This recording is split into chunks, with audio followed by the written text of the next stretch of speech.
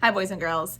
So, some of the things we've been talking about have been nursery rhymes and fables. Well, we are going to start a new learning experience. This is a project on authors.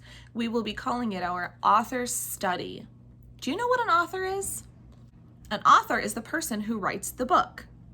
It could be a book about a princess and a castle, or a book about crayons, or a book about a dog who goes on an adventure. Or it could be something a little more realistic, like maybe a story about someone's life, or an information book about dolphins.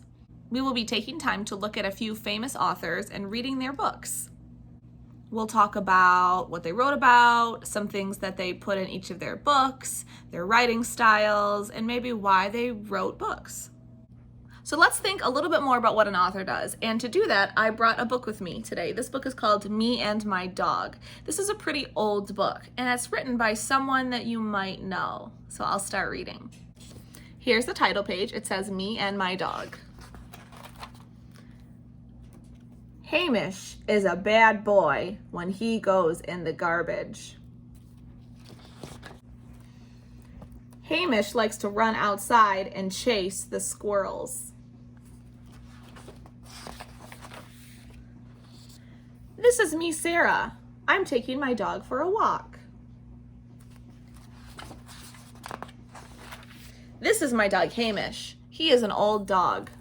I love him. Hamish is my friend. I love him very much. The end. One of the things I like to do is talk about who the author of the stories are that I read. Well, I didn't tell you the author of this one because I think you might have figured it out. The author of this story is someone named Sarah Kirchen. Now, Sarah Kirchen is me. I used to be Sarah Kirchen, but I changed my last name when I got married. I wrote this book when I was about, I would say, 7 years old. Just like when we would talk about our nursery rhymes or the fables, I have some questions for you. Who were the characters in this story? I would say there was a girl, her name was Sarah, and a dog whose name was Hamish. There was also a squirrel in there too, but I wouldn't consider him a main character. Do you think the title, Me and My Dog, is a good title for this book? I think so. It's a story about a girl and her dog.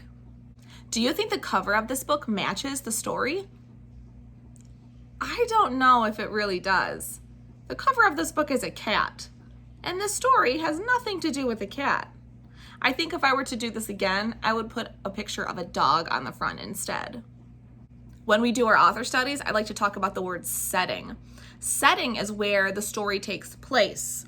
So if we were to think about this book, where did it happen? Did it happen in a forest? No. A jungle? No. A grocery store? No. I think this book took place in probably someone's house because it was talking about when Hamish would go in the garbage, and that's probably in his house.